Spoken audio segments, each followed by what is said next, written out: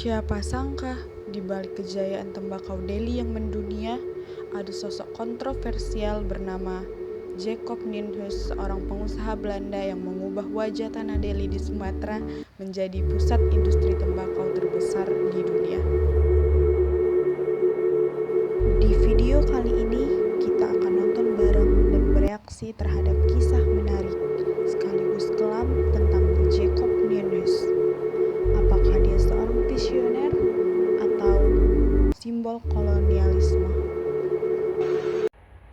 Yuk, kita bahas kisahnya dan bongkar fakta sejarah tentang daun emas dari Sumatera ini. Kedatangan Jacob Nienhuys pertama kali ke pantai timur Sumatera atas undangan seorang Arab bernama Said Abdullah Ibnu Umar Bilsagi. Bilsagi adalah ipar dari Sultan Mahmud Perkasa Alam, Sultan Delhi yang berkuasa di masa itu. Umar Bilsagi bergerak cepat. Dia berangkat ke Jawa dan mempengaruhi para pengusaha tembakau di sana agar berinvestasi dengan menanam tembakau di Delhi. Mereka kemudian tertarik. Dengan menumpang kapal Josephine, tibalah Tuan van der Valk, Elliot, dan Jacob Nienhuys di Kuala Delhi tanggal 7 Juli 1863. Setibanya di Delhi, mereka mendapat sambutan hangat dari Sultan Delhi. Mereka mendapat kontrak lahan untuk menanam tembakau seluas 4.000 bahu selama 20 tahun. Keyakinan dan kerja kerasnya membuahkan hasil. Tahun 1864, Nienhuys mengirim contoh tembakau hasil kebunnya ke Rotterdam, Belanda untuk diuji kualitasnya. Ternyata daun tembakau itu mendapat sambutan hangat di Eropa karena dianggap berkualitas tinggi untuk bahan cerutu. Memang benar bahwa Jacob Nienhuys datang ke Delhi pada tahun 1863 dan berperan besar dalam mengembangkan perkebunan tembakau secara komersial. Namun, penting untuk diluruskan bahwa kegiatan penanaman tembakau di wilayah tersebut, di wilayah Delhi ini sebenarnya sudah berlangsung lama sebelum kedatangannya.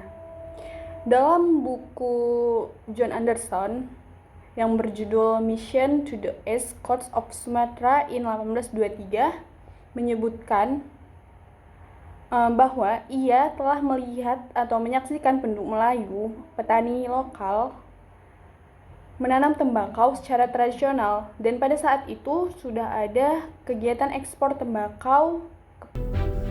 Saat kembali ke Delhi, Nienhuys mendapat konsesi baru yang sangat luas dari Sultan Delhi. Tanah yang diberikan itu mulai dari Kampung Mabar hingga ke Delhi Tua. Kontrak diberikan selama 99 tahun.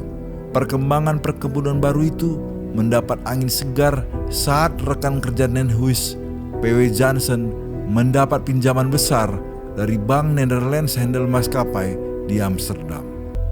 Seorang yang bekerja di bank itu bernama J.T. Kramer malah bersemangat menyarankan agar dibentuknya perusahaan tembakau Delhi. Perusahaan itu kemudian dibentuk dengan nama Delhi Maskapai dengan P.W. Jansen sebagai direktur.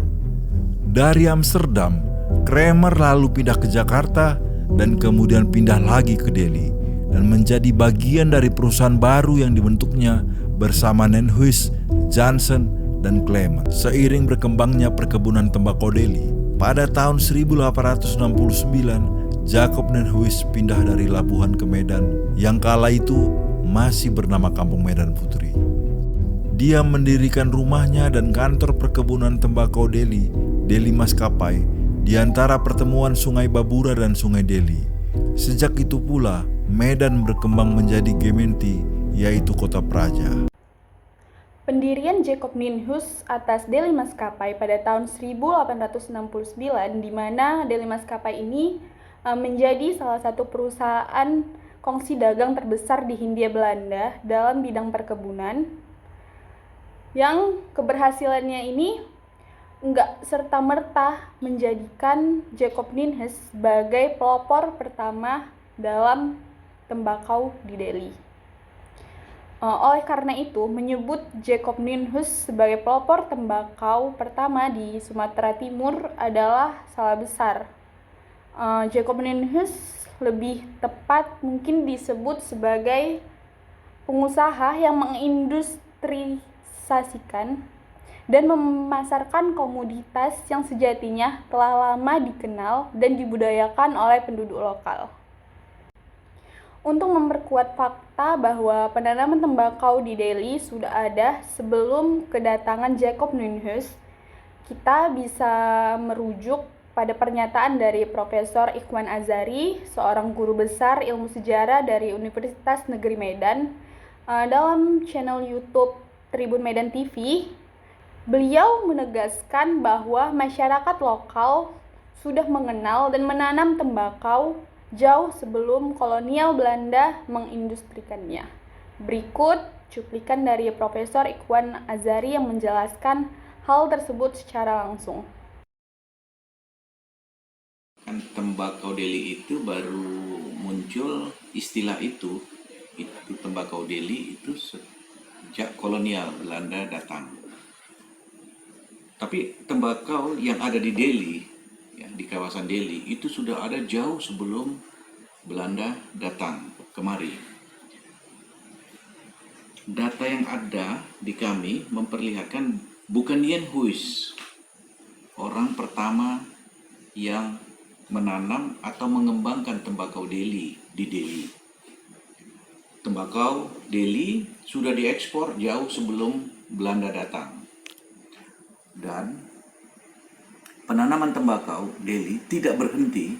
Ya, petani tetap menanam tembakau Delhi walaupun pengusaha perkebunan asing sudah menanam tembakau Delhi di kawasan sekitar Delhi. Sejarah bukan hanya soal siapa yang datang lebih dulu, tapi juga siapa yang sering dilupakan.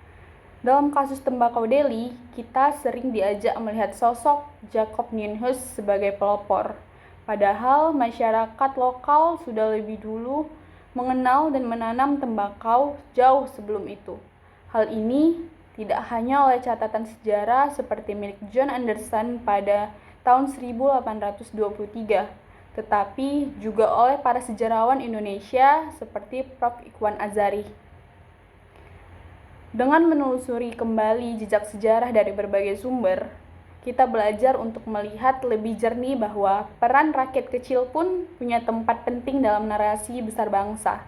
Jadi, sebelum menerima satu informasi sejarah begitu saja, mari kita biasakan bertanya, apakah ada cerita lain yang belum terdengar?